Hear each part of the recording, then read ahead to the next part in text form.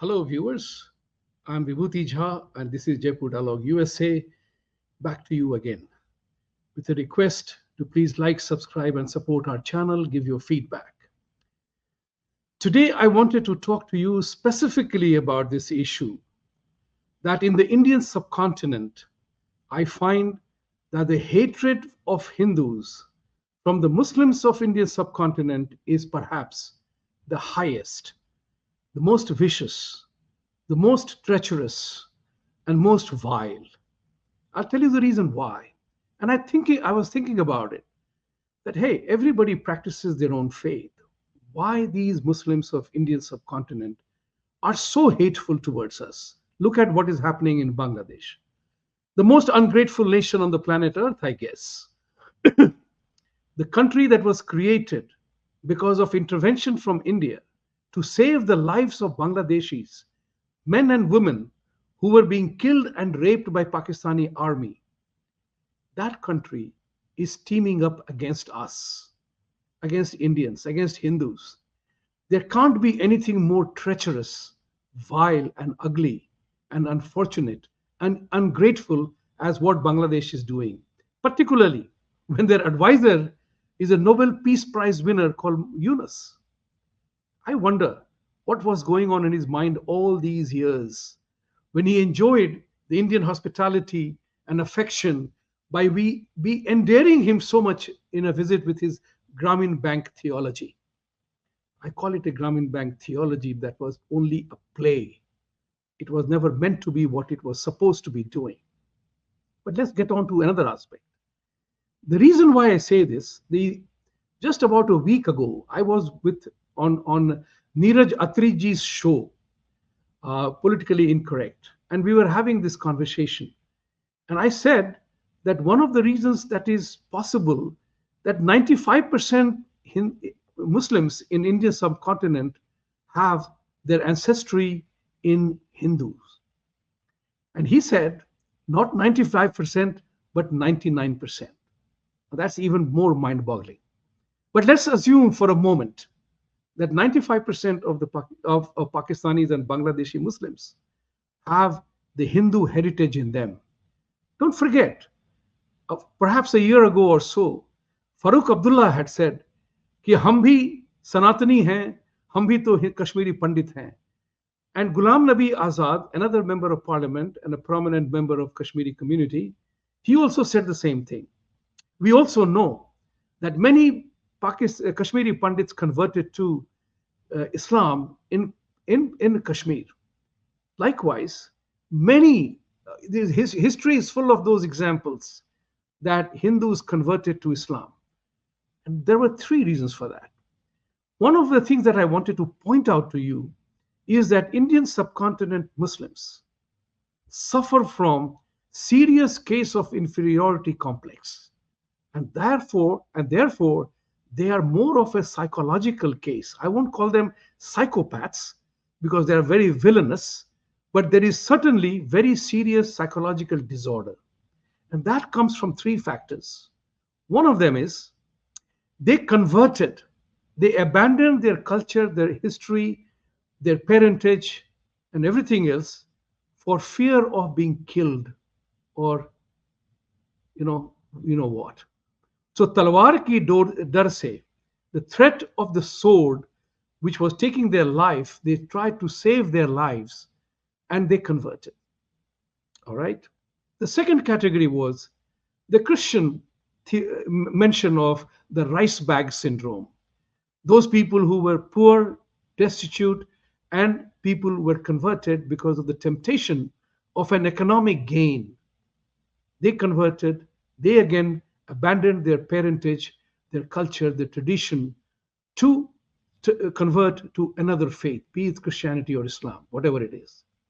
But the third category of people ended up being the most dangerous. These were the people who had everything, but they converted for political patronage and social prominence, social status. Those people who were given titles and those people who were made zamindars by the rulers of that time.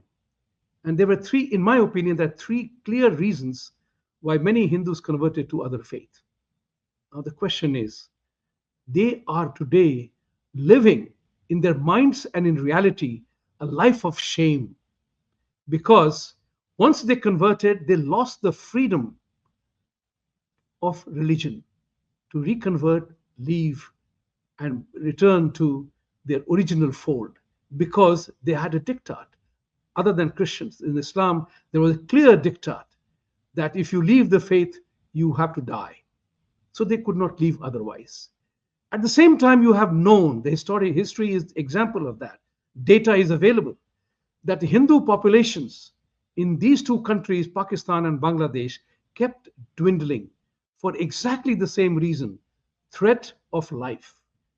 Threat of life was the main reason why Hindus converted en masse, or the villages converted en masse to Islam.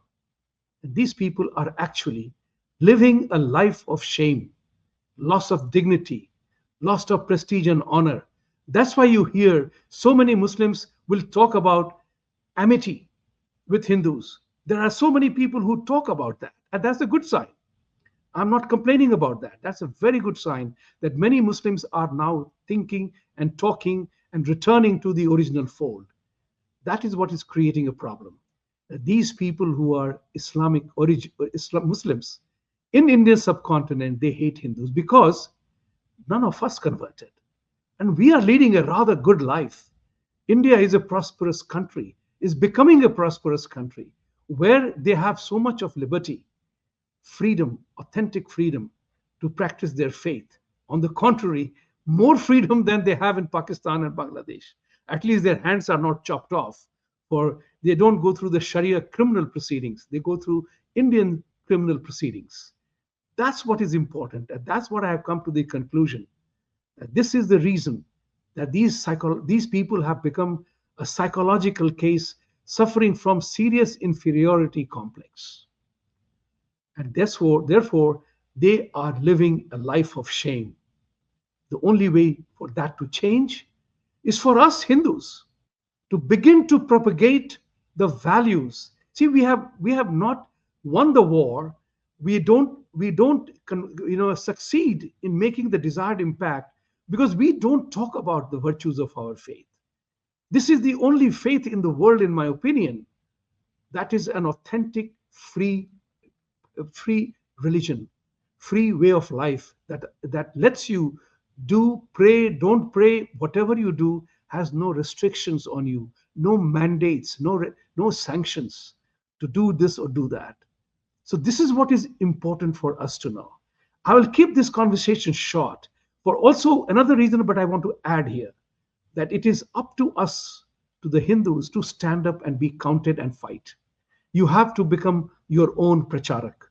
If you have to become your own pravakta, you have to become your own propagator.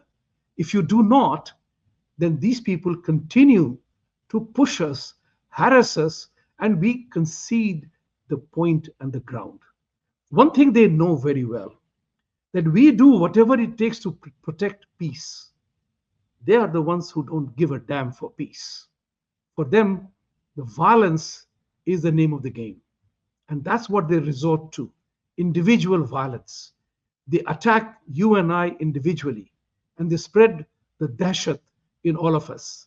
Therefore, you have so many Hindus killed brutally, but there has never been a public outrage. There have been individual outrages, but we end up trying to appease and pander to them time and again. The other element which is in our favor, and that's what we must also move forward with, is the advent of science and technology has completely changed the complete veil of fear and ignorance. That is what drives some people to believing in something. There is no heaven, there is no hell. It's a belief. You believe there is heaven and hell, but has anybody ever given you a call report that what is life in heaven or hell like? Nobody has done. So result is very simple. Who are these people who are issuing the passports and visas to go to heaven or hell? That's again we have to contest. What happened during COVID? What happened during COVID that none of the magicians preaching in the name of XYZ gods could save a single life? right? Those who had to die, they died, unfortunately. But why did they die? Was it karmic? If it was a karmic result, then it had nothing to do with any other faith but Hinduism. Karma ki baat thi, to but that is what is life is all about. You sow the seeds of what you reap. You reap what you sow, the seeds that you sowed in your past, and that's what is important for us. Taking help of science and technology, we have to demolish the concepts of fear and ignorance that exists. You and I know, and everybody on the planet earth ought to know, that thunder and lightning doesn't happen because gods are angry. Remember that. Gods are not angry to punish Arabs, putting them in the deserts. That's a geographical phenomenon. And that's what is important for all of us to know. The third element is very important. What are the normal behavioral patterns of these people? They become a vote bank, they resort to street violence, and they always say the third V, victimhood. Everything is to be blamed on you for their plight and their suffering. And they are very good at playing that game. Those of you who are aware, in Texas, they are building what was known as the Epic City. The Muslim spokesperson made a brilliant statement. You got to give him credit for that. This is how deeply they think and act. Learn from it. What did he say? In his presentation, he said, I'm doing everything according to the rule of law. America has the freedom of life, liberty, and pursuit of happiness, and freedom of religion.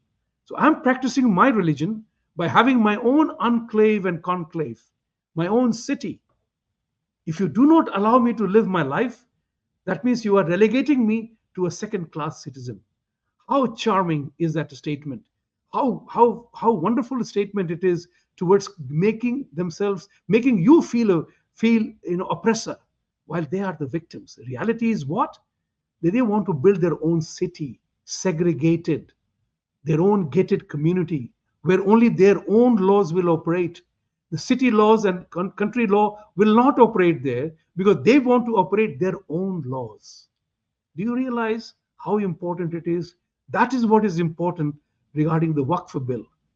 I'm so saddened that the Indie Alliance 220 MPs voted against Waqf bill, knowing full well how damaging it is to give the piece of land in your own country post partition when they were given their own land to live in and enjoy their life.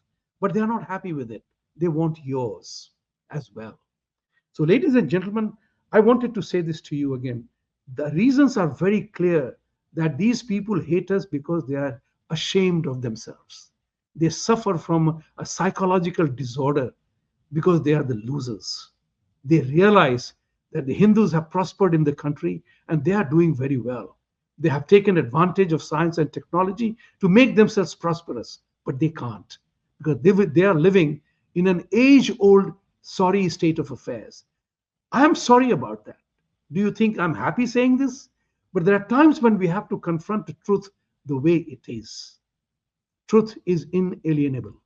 And as I always say, truth alone triumphs. Truth must triumph. And for truth to triumph, you and I will have to stand up and be counted and fight for it. Thank you very much for watching. Please like, subscribe, and support our channel. Satyamev Jayate. Thank you.